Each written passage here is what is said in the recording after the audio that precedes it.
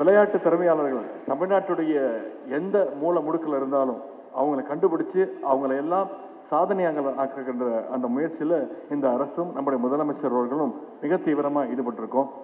இது மாதிரியான திறமையாளர்களை கண்டறிய தான் முதலமைச்சர் கோப்பை விளையாட்டு போட்டிகளையும் வருஷம் நடத்துகிறோம். கடந்த 4 வருடங்களாக இதுவரைக்கும் இல்லாத அளவில் அதிக பேர் பார்ட்டிசிபேட் பண்ணுற ஒரு டோர்னமெண்ட்னா அது தமிழ்நாடு சீஃப் மினிஸ்டர்ஸ் ட்ரோஃபி. அதுவும் செங்கல்பட்டு மாவட்டம் மிக மிக முக்கியமான மாவட்டம், சிறப்புக்குரிய மாவட்டம். ஏன்னா ஒவ்வொரு வருஷமும் மெடல் டேலியில் நம்பர் 1st பிளேஸில் சென்னையும், நம்பர் 2nd பிளேஸில் நம்முடைய செங்கல்பட்டு மாவட்டமும் ஒவ்வொரு வருஷமும் அந்த சாதனையை படைச்சிட்டு வரீங்க. இந்த வருஷமும் 2nd பிளேஸ், அடுத்த வருஷம் நிச்சயமா 1st பிளேஸ்க்கு எய்ம் பண்ணுவீங்க அப்படின்ற அந்த நம்பிக்கை எங்களுக்கு இருக்கின்றது. இந்த தமிழ்நாடு சீஃப் மினிஸ்டர்ஸ் ட்ரோஃபி மூலமா கண்டறியப்படுகின்ற இந்த இளம் விளையாட்டு வீரர்களுக்கு முறையான பயிற்சியையும் நம்முடைய அரசு அளிக்கின்றது. தமிழ்நாடு சாம்பியன்ஸ் ஃபவுண்டேஷன் மூலமா நிதி உதவி, அதே மாதிரி அவங்க ஸ்போர்ட்ஸ் எக்யூப்மெண்ட் விளையாட்டு உபகரணங்களை கொடுத்து எந்த விதமான சப்போர்ட் தேவையோ அத்தனை உதவிகளையும் நம்முடைய அரசும் முதலமைச்சர் அவர்களும் விளையாட்டு வீரர்களுக்கு தொடர்ந்து கொடுத்து ஊக்கப்படுத்தி வருகின்றார். விளையாட்டு போட்டிகளில் அது நேஷனல் லெவலாக இருந்தாலும் சரி, இன்டர்நேஷனல் லெவலாக இருந்தாலும் சரி, ஜெயிச்சுட்டு வந்த உடனே நம்முடைய முதலமைச்சர்கள் சந்திச்சு அவங்களுக்கு உயரிய ஊக்கத்தொகை, ஹை கேஷ் இன்சென்டிவ்ஸை எந்த மாநிலத்திலும் இல்லாத அளவிற்கு அதிகமாக உடனடியாக நம்முடைய முதலமைச்சர் அவர்களே கொடுத்திருக்கிறார். தொடர்ந்து சாதனை படைக்கின்ற வீரர்களுக்கு 3% இடஒதுக்கீடு, 3% ரிசர்வேஷன் அடிப்படையில் இந்தியாவிலேயே எந்த மாநிலத்திலும் இல்லாத அளவுக்கு முதன்முறையாக அதிக அளவில் 3% ரிசர்வேஷன்ல ஒவ்வொரு விளையாட்டு வீரர்களுக்கும் கவர்மெண்ட் ஜாப்ஸ், அரசு பணிகளையும் நம்முடைய முதலமைச்சர் அவர்கள் கொடுத்து வருகின்றார். இதுவரைக்கும் பல ஸ்டேட்களில் இல்லாத, முக்கியமாக தமிழ்நாட்டுடைய வரலாற்றே இல்லாத அளவுக்கு சென்ற வருஷம் எங்களுடைய டார்கெட் 100 சொன்ன மாதிரி 100 விளையாட்டு வீரர்களுக்கு அரசு வேலை வாய்ப்புகளை நம்முடைய முதலமைச்சர் அவர்கள் கொடுத்திருக்கிறார்.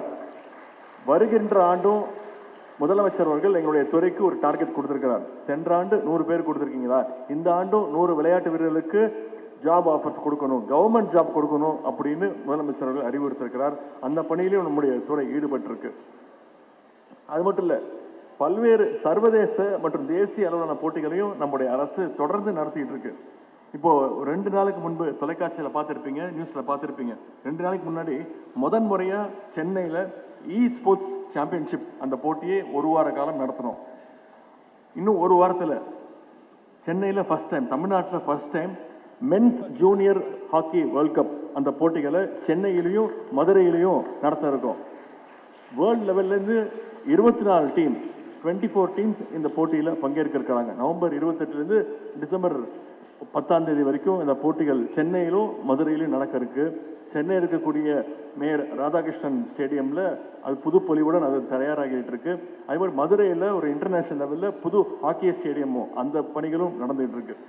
இதெல்லாம் ஏன் பண்ணுறோன்னா, இன்னைக்கு விளையாட்டில் தமிழ்நாடு இந்தியாவிலேயே நம்பர் 1 இடத்தை பிடிக்கணும் அப்படிங்கிற அந்த ஒரே கோலோட தான் இந்த பணிகள்லாம் நடந்துகிட்டு இருக்கு. இந்தியாவினுடைய தலை சிறந்த வீரர்கள் எல்லாம் தமிழ்நாட்டில் தான் இருக்காங்க அப்படின்ற ஒரு நிலைமை ஏற்படுங்கிறது தான் நம்முடைய முதலமைச்சருடைய அரசினுடைய ஒரே எண்ணம். அதற்கான முயற்சிகளில் ஒன்று தான் இங்கே இருக்கப்படுகின்ற இந்த கலைஞர் ஸ்போர்ட்ஸ் கிட் அந்த திட்டம். இந்த ஸ்போர்ட்ஸ் கிட்டை எல்லாரும் நல்லா பயன்படுத்திக்கோங்க. முக்கியமாக அதை நல்லா பராமரிங்க. வந்திருக்கக்கூடிய உள்ளாட்சி பிரதிநிதிகள் உங்கள் அத்தனை பேருக்கும் ஒரு வேண்டுகோள், இருக்கக்கூடிய ஸ்போர்ட்ஸ் கிட்டை விளையாடக்கூடிய அந்த வீரர்களுக்கு தயவு செய்து அதை பகிர்ந்து கொடுங்க, அதை மெயின்டைன் பண்ணுங்க. வந்திருக்கக்கூடிய அரசு அதிகாரிகள் அதை கரெக்டாக நோட் பண்ணி அதை இன்ஸ்பெக்ஷன் பண்ணி அதை மெயின்டைன் பண்ணுங்க. உங்கள் பகுதியில் இருக்கக்கூடிய இளம் வீரர்களை கண்டுபிடிச்சு அவங்கள நீங்கள் ஊக்கப்படுத்தணும், அவங்கள நீங்கள் என்கரேஜ் பண்ணணும். இன்னும் அதிகமான விளையாட்டு வீரர்கள் உங்களுடைய பகுதியிலேருந்து வரணும் அப்படிங்கிற உங்களை எல்லாம் நான் கேட்டுக்கொள்கின்றேன்.